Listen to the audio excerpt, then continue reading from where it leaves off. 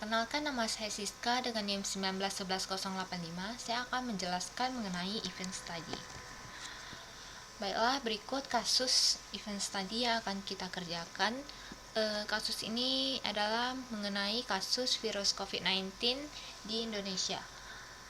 Di sini kita akan fokuskan pada 5 peristiwa berikut, yaitu pengumuman kasus positif pertama pada 2 Maret 2020, PSBB pada 10 April 2020, perpanjangan PSBB pada 25 April 2020, PSBB transisi pada 5 Juni 2020, dan PSBB jilid 2 pada 14 September 2020. Baiklah, untuk mengerjakan kasus ini kita perlu mengumpulkan datanya dulu. Di sini kita akan menggunakan data dari 20 saham dan IHSG. Untuk mendapatkan data saham yang kita butuhkan, itu caranya sangat mudah. Kita tinggal mencarinya di Yahoo Finance. Baiklah, bagi yang belum tahu bagaimana membuka Yahoo Finance ini, kita tinggal mengetikkan finance.yahoo.com pada kolom pencarian. Setelah itu kita ketikkan kode emiten yang ingin kita cari, misalnya Gudang Garam, GGRM, JK. Di sini sudah muncul.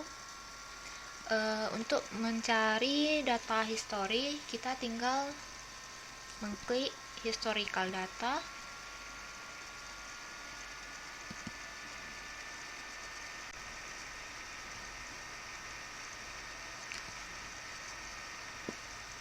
Dengan mengklik historical data, di sini akan muncul history data harga saham, dan di sini kita bisa memasukkan data harga saham yang kita inginkan. Misalnya berdasarkan soal tadi, data yang kita akan membutuhkan data 1 tahun sebelum event itu. Maka kita akan mencari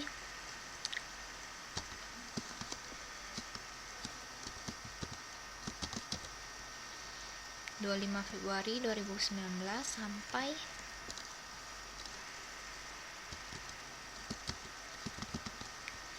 20 September 2020. Lalu kita klik down, apply,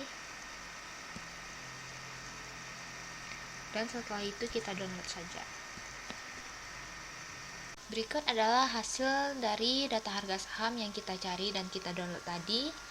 Di sini terdapat tanggal, harga pembuka, harga penutup, harga tertinggi dan harga terendah pada hari tersebut, harga penyesuaian, dan volume. Namun tidak semua harga saham ini akan kita gunakan. Data harga saham yang kita gunakan adalah data harga penutup dan volume. Setelah mengumpulkan data harga saham dari 20 emiten, selanjutnya kita akan pindahkan data harga saham tersebut ke dalam satu file Excel. Seperti yang saya katakan tadi, data harga saham yang kita ambil adalah data harga saham close atau harga penutup di hari tersebut. Dan jangan lupa kita labeli kode-kode emiten di bagian atas. Dan untuk volume kita buat pada sheet yang berbeda.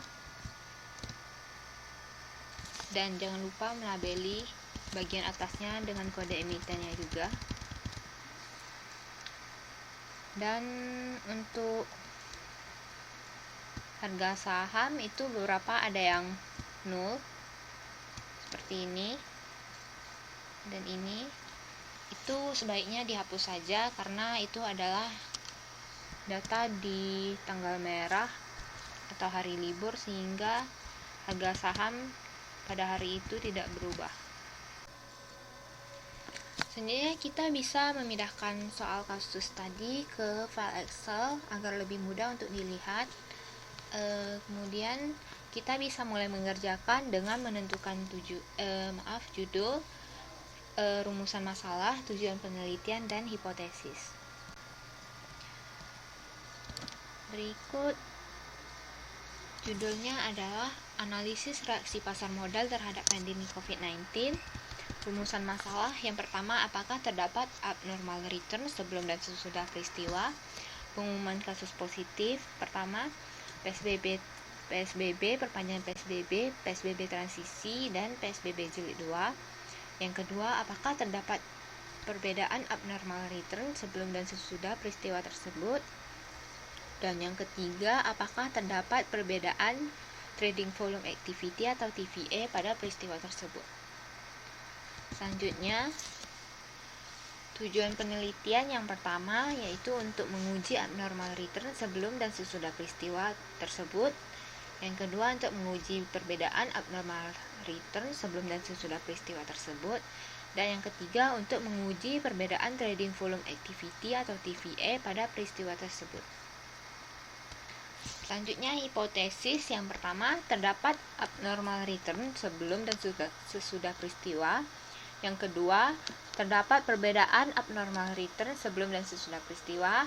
Dan yang ketiga, terdapat perbedaan trading volume activity pada peristiwa. Setelah judul, rumusan masalah, tujuan, dan hipotesis telah kita tentukan, kita bisa langsung mengerjakan soal langkah selanjutnya, yaitu hitungannya.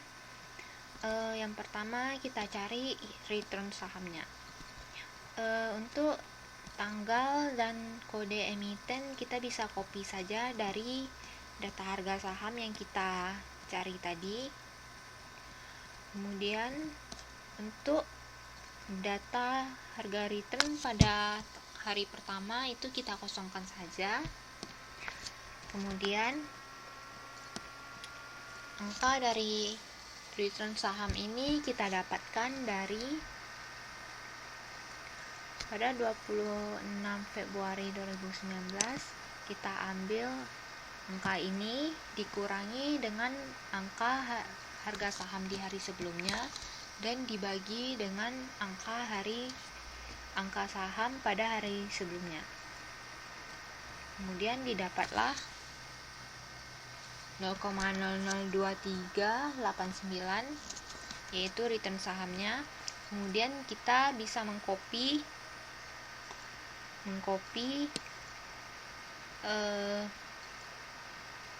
rumus ini ke samping dan ke bawah.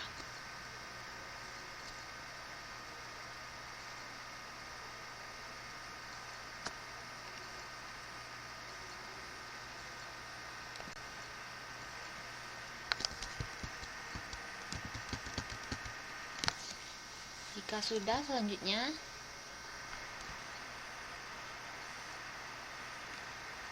langkah selanjutnya adalah kita menandai tanggal-tanggal kejadian tadi, yaitu 2 Maret, 10 April, 25 April, 5 Juni, dan 14 September.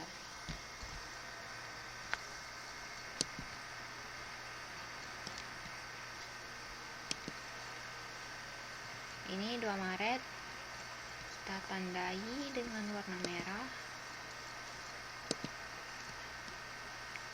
dan 3 hari sebelum dan 3 hari sesudah kita tandai dengan warna lain.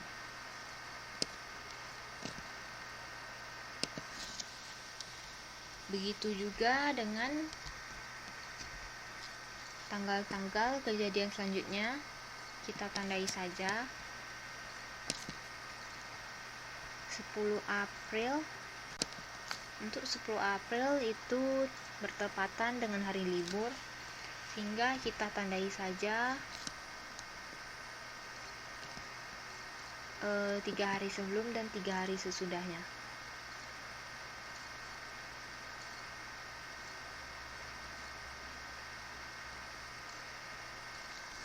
Begitu juga dengan tanggal-tanggal kejadian yang lain. Setelah semua tanggal kejadian atau event sudah kita tandai, Selanjutnya kita akan menentukan rata-rata varian standar deviasi alfa dan beta. Untuk kode emiten kita bisa copy saja dari bagian atas tadi.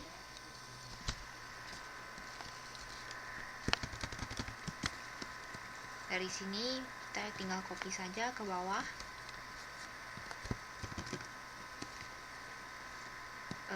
Selanjutnya untuk rata-rata itu kita gunakan rumus sama dengan average, kemudian kita copy saja, kita blok saja semua data dari IHSG ini. Kemudian setelah kita dapat angkanya, tinggal kita copy ke samping sampai ke ujung. Kemudian untuk variance kita cari dengan rumus sama dengan var, kemudian blok juga seperti tadi semua data return dari IHSG.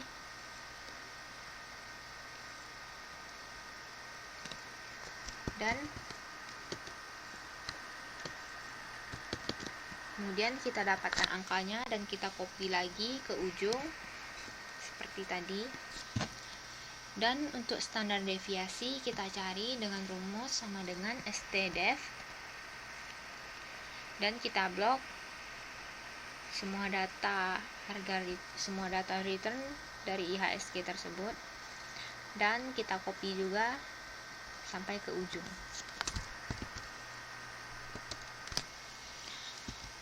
Kemudian untuk alfa kita hanya mencari untuk 20 emiten saja.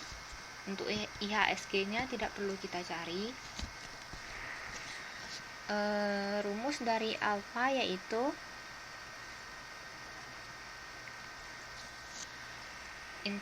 sama dengan intercept, kemudian kita blok return dari auto, kemudian koma, kemudian return dari IHSG. Kemudian setelah kita dapatkan angkanya, tinggal kita copy ke samping. Sedangkan untuk beta itu kita gunakan rumus sama dengan slope, buka kurung, return dari auto, koma, return dari IHSG, dan enter saja. Terus kita copy hingga ke ujung.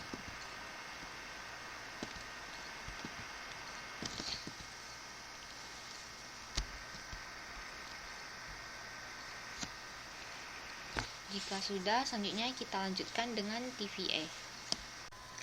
Untuk mendapatkan angka dari TVA ini caranya sangat mudah. Kita tinggal mengambil angka dari volume auto pada 25 Februari 2019, kemudian dibagi dengan listing share ini, dan didapatlah angka TVA ini, dan kemudian tinggal kita copy saja ke ujung dan ke samping, ke bawah.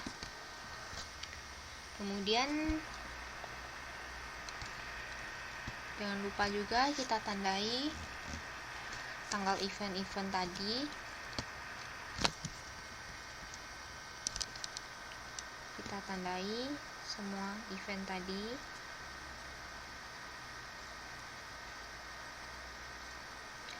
Kemudian jika sudah, selanjutnya kita cari rata-rata dan standar deviasi.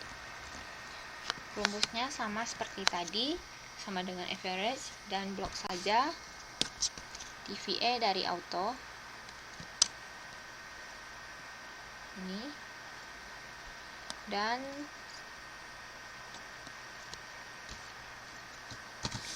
selanjutnya tinggal kita copy saja ke ujung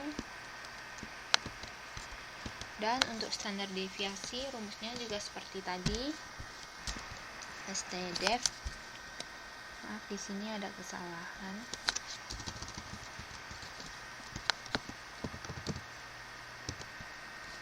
STDEV.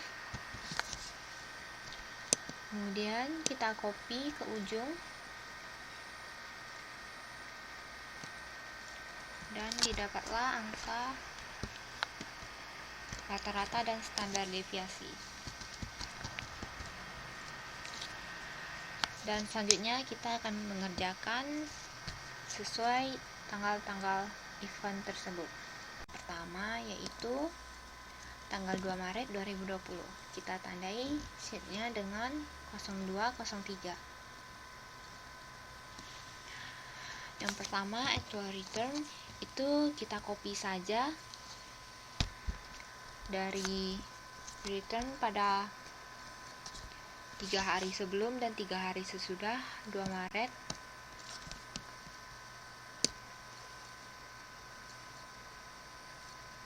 Yang kita tandai tadi 3 hari sebelum dan 3 hari sesudah.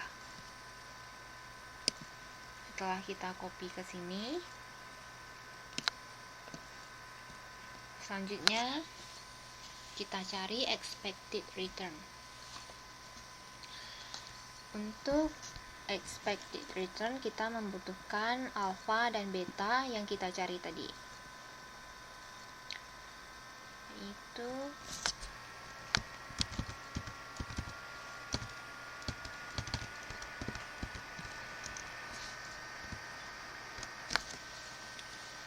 alpha dan beta ini kita copy saja ke sini. Kemudian untuk IHSG angkanya kita ambil dari sini, di copy saja ke sini. Kemudian expected return-nya kita hitung dengan rumus alpha ditambah dengan beta dikali dengan IHSG. Alpha ditambah beta dikali dengan IHSG. Kemudian agar rumusnya tidak bergeser saat kita copy ke samping dan ke bawah, itu kita kunci dulu dengan menekan F4 atau mengetik simbol dolar di setelah huruf C dan di sebelum huruf B. Ini sehingga setelah kita copy rumusnya tidak akan bergeser. Rumusnya akan tetap alpha ditambah beta dikali dengan IHSG.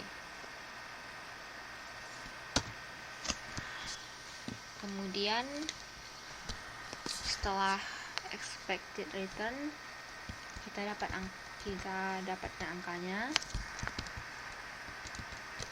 Kemudian kita lanjutkan dengan mencari abnormal return.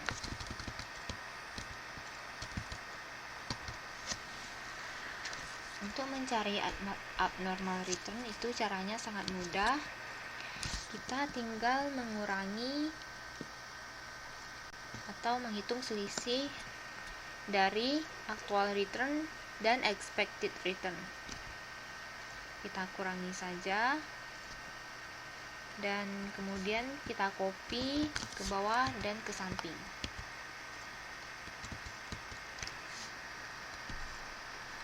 Setelah kita dapatkan abnormal return-nya, kita cari rata-rata, standar deviasi, dan kumulatifnya. Untuk rata-rata rumusnya masih seperti tadi, sama dengan average. Kemudian blok data di sampingnya,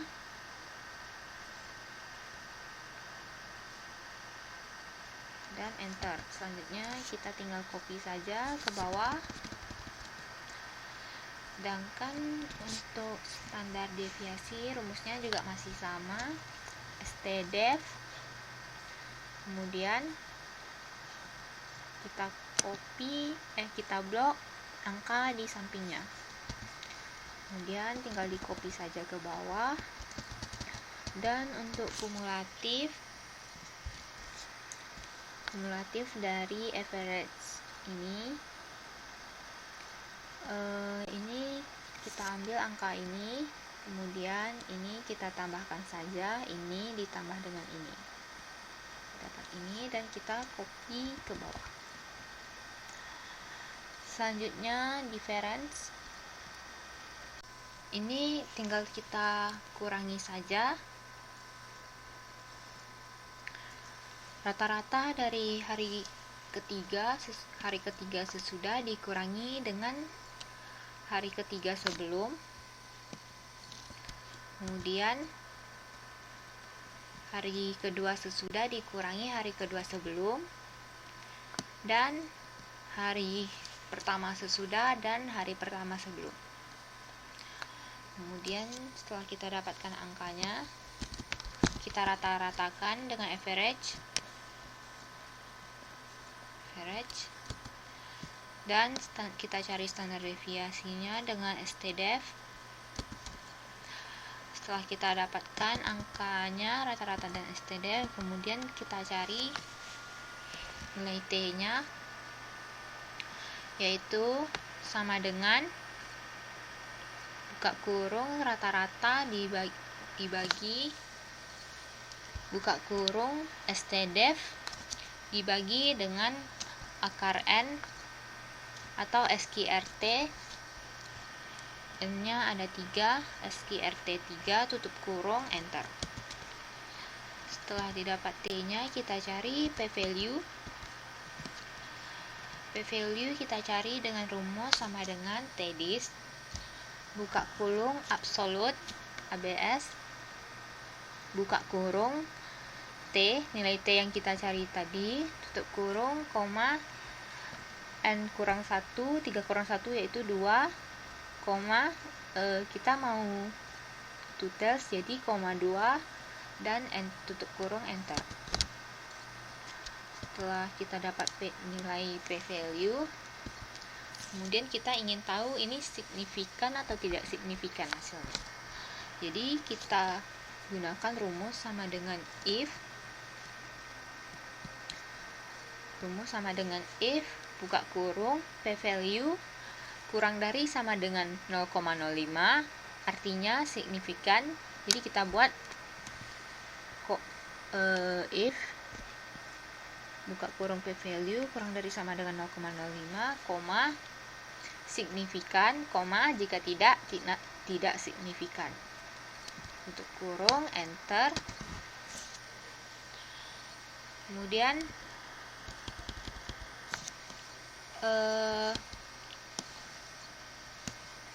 setelah kita tahu hasilnya tidak signifikan, maka kita simpulkan bahwa tidak terdapat perbedaan abnormal return sebelum dan sesudah peristiwa.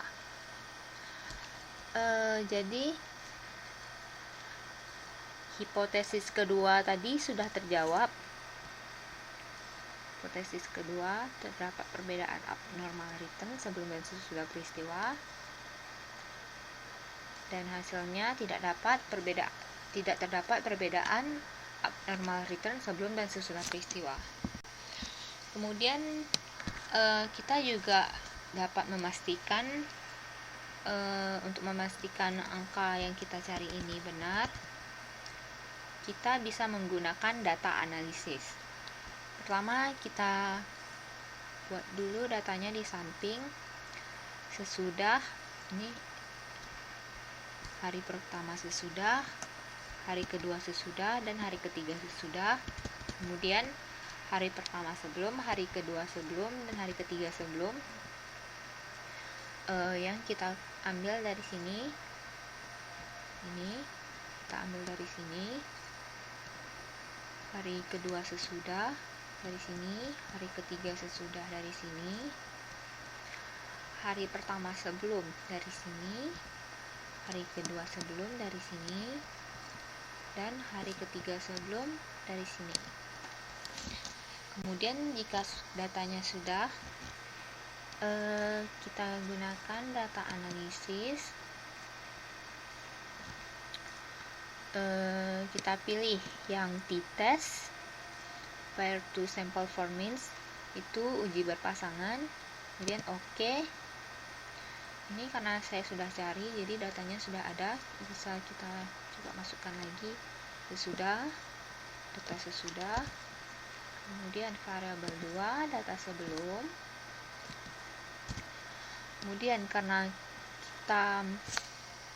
kita memblok labelsnya juga, jadi kita tandai labels, dan alfanya kita gunakan 5%, dan untuk outputnya kita pilih mau letak di mana. Kita letak di sampingnya saja di sini. Oke. Jika sudah, kita klik oke, dan hasilnya ini. Kita bisa mencocokkan hasil yang kita dapatkan tadi. Nilai T 3,926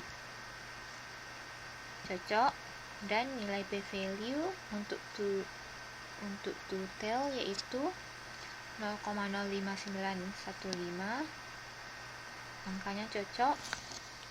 Jadi artinya angka yang kita cari ini benar.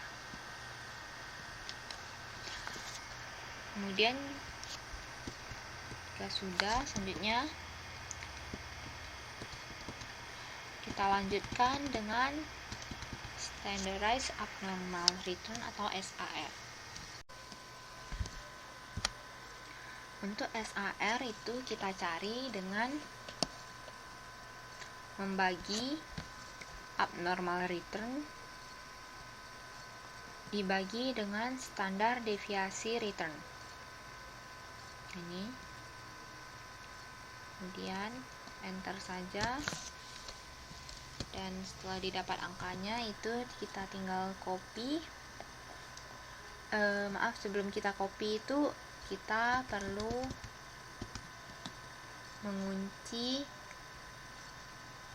mengunci standar deviasi dari return tadi agar tidak bergeser. Kita kunci dengan F4 atau dengan mengetikkan simbol dolar, ketik simbol dolar setelah huruf C. Setelah di copy maka tidak akan bergeser.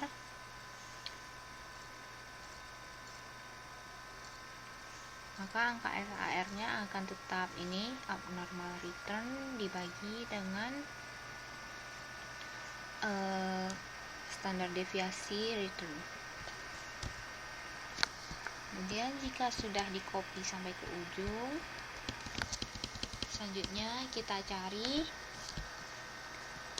total dari SAR, standar deviasi, dan rata-rata.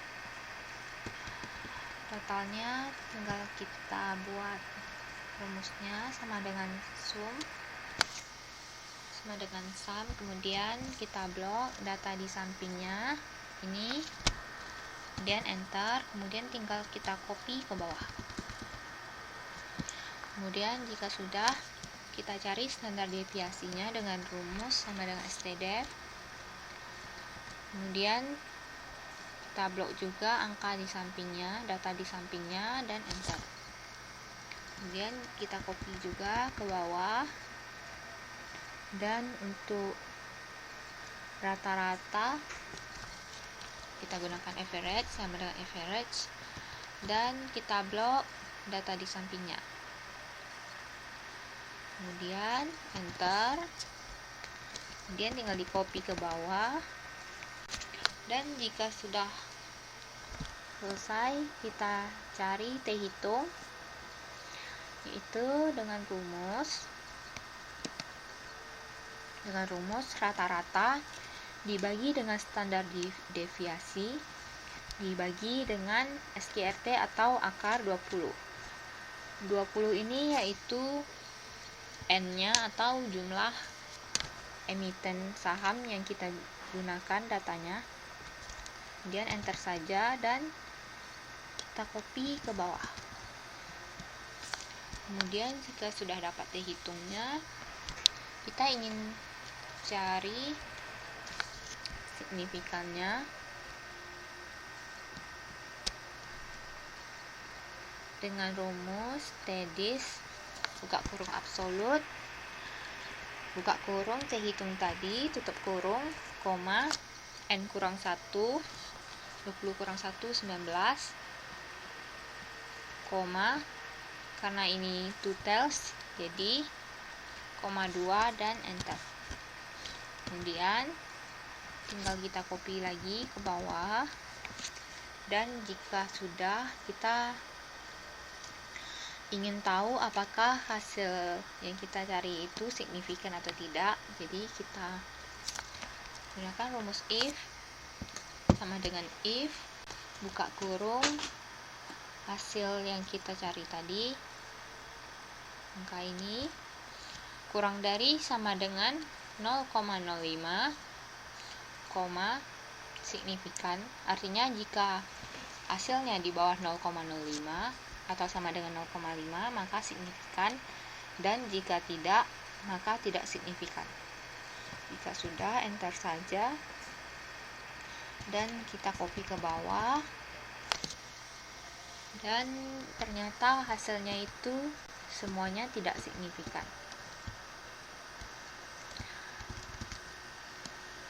Karena hasilnya tidak signifikan, maka kesimpulannya tidak ada return yang tidak normal.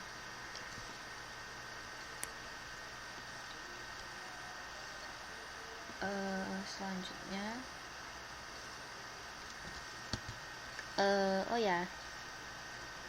hasil yang kita cari ini itu untuk menjawab rumusan masalah dan hipotesis pertama, yaitu hipotesisnya terdapat abnormal return sebelum dan sesudah peristiwa. Pengumuman kasus positif pertama, hasilnya ternyata tidak ada return yang tidak normal.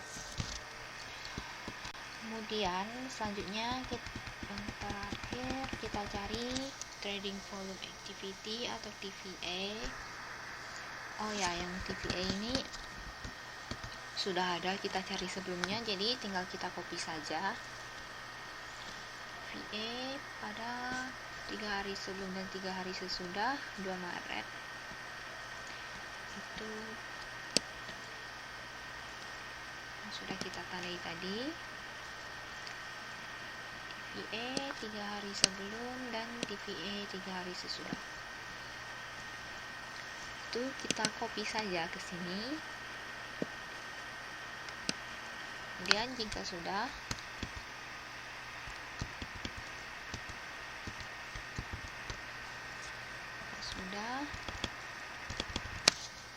kita cari rata-ratanya, standar deviasi dan kumulatif dari TVA ini. Untuk rata-rata kita gunakan average dan kita blok data di sampingnya. Kemudian copy ke bawah. Untuk standar deviasi kita gunakan stdef dan blok data di sampingnya. Enter dan copy ke bawah. Kemudian untuk kumulatif itu yang pertama itu sama dengan ini, dan yang selanjutnya adalah ini ditambah dengan ini, hasilnya ini. Kemudian copy ke bawah, dan jika sudah itu kita cari selisihnya, selisih dari 3 hari sesudah dikurangi 3 hari sebelum 2 hari sesudah dikurangi 2 hari sebelum, dan 1 hari sesudah dikurangi 1 hari sebelum. Dan jika sudah, kita rata-ratakan ketiga data ini,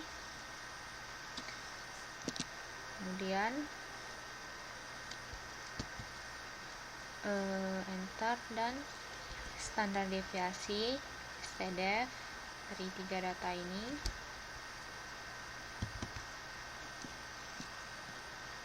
dan didapat hasilnya ini, dan nilai T nya yaitu sama dengan rata-rata dibagi dengan STDEV dibagi dengan akar 3 atau SQRT 3. 3 itu adalah N atau jumlah datanya 3. Kemudian setelah didapat nilai T nya, kita cari p-value. Kita cari dengan rumus sama dengan T_dis buka kurung absolut buka kurung T, degree of freedom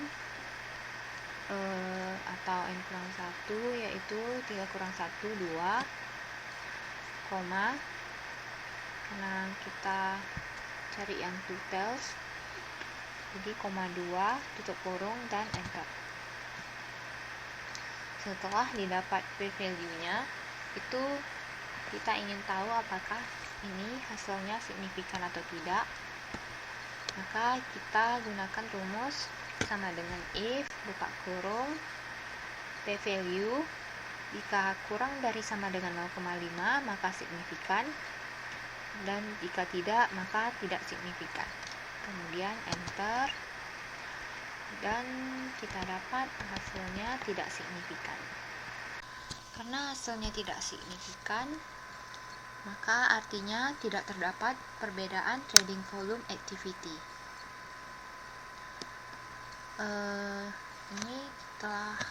Hasil ini telah menjawab rumusan masalah dan hipotesis 3, yaitu hipotesisnya terdapat perbedaan trading volume activity atau TVA pada peristiwa ini, kasus positif pertama, di mana hasilnya tidak terdapat perbedaan trading volume activity. Kemudian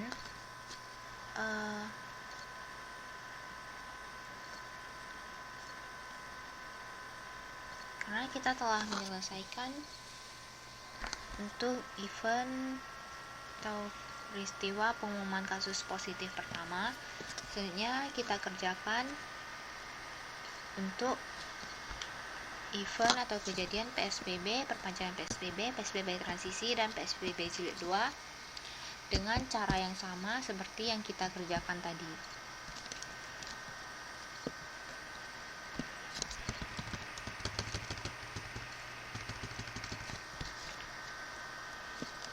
Kita kerjakan seperti ini, tapi dengan menggunakan event yang selanjutnya 10 April, 25 April, 5 Juni, dan 14 September.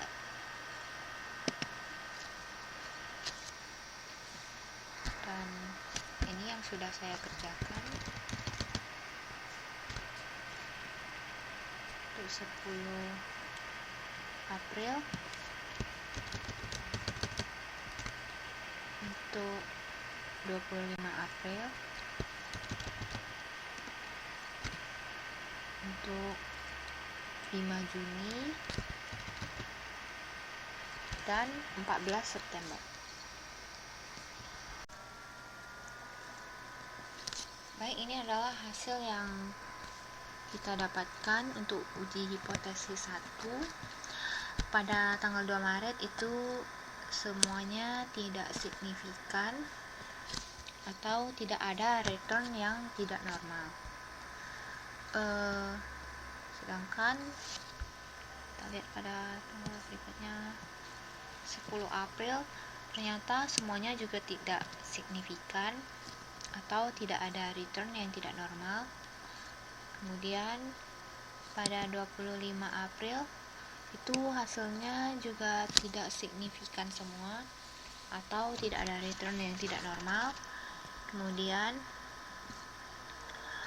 pada 14 September itu hasilnya ada 5 yang tidak signifikan dan ada 1 yang signifikan. Jadi hasilnya ada 1 return yang tidak normal, yaitu pada hari ketiga setelah kejadian.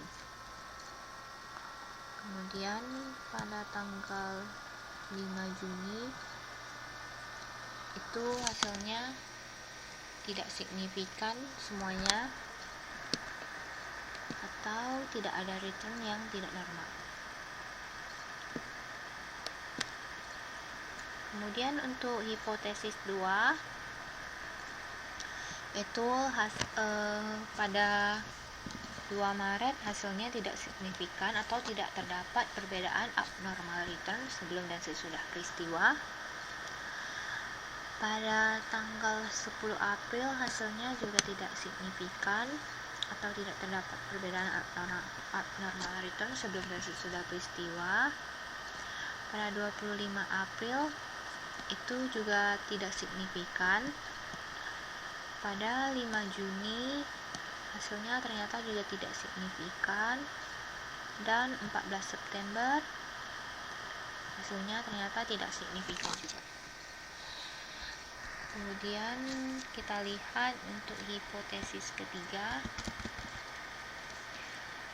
Untuk hipotesis ketiga pada 2 Maret itu tidak signifikan, artinya tidak terdapat perbedaan trading volume activity. Kemudian kita lihat pada 10 April itu hasilnya ternyata tidak signifikan juga atau tidak terdapat perbedaan trading volume activity. Pada 25 April hasilnya tidak signifikan juga, tidak terdapat perbedaan trading volume activity. Pada 5 Juni itu tidak signifikan juga karena tidak terdapat perbedaan trading volume activity. Dan pada 14 September ternyata tidak signifikan juga dan hasilnya tidak terdapat perbedaan TVA. Untuk memudahkan melihatnya, saya pindahkan ke sini. Rumusan masalahnya tadi yang pertama, apakah terdapat abnormal return sebelum dan sesudah peristiwa? Pada peristiwa pengumuman kasus positif pertama, hasilnya tidak ada return yang tidak normal atau tidak ada abnormal return. Kemudian pada saat PSBB juga tidak ada abnormal return. Pada perpanjangan PSBB juga tidak ada abnormal return. Pada PSBB transisi juga tidak ada abnormal return. Kemudian pada PSBB jilid 2 itu ada abnormal return, yaitu pada hari ketiga setelah kejadian. Kemudian selanjutnya untuk rumusan masalah kedua, apakah terdapat perbedaan abnormal return sebelum dan sesudah peristiwa? Hasilnya pada pengumuman kasus positif pertama itu tidak terdapat perbedaan abnormal return sebelum dan sesudah peristiwa ini. Kemudian sebelum dan sesudah PSBB juga tidak ada perbedaan abnormal return. Sebelum dan sesudah perpanjangan PSBB juga tidak ada perbedaan abnormal return. Sebelum dan sesudah PSBB transisi juga tidak ada abnormal return. Dan sebelum dan sesudah PSBB 2 juga tidak ada perbedaan abnormal return. Kemudian untuk rumusan masalah ketiga, apakah terdapat perbedaan trading volume activity atau TVA pada peristiwa ini? Ternyata hasilnya pada pengumuman kasus positif pertama itu tidak ada perbedaan trading volume activity. Pada PSBB itu juga tidak ada perbedaan trading volume activity. Perpanjangan PSBB juga tidak ada perbedaan trading volume activity. Kemudian PSBB transisi juga tidak ada perbedaan trading volume activity, dan PSBB jilid 2 itu juga tidak terdapat perbedaan trading volume activity.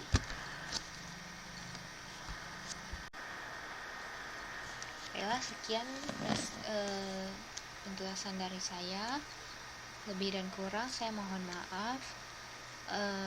Terima kasih atas perhatian teman-teman dan Bapak Ibu sekalian.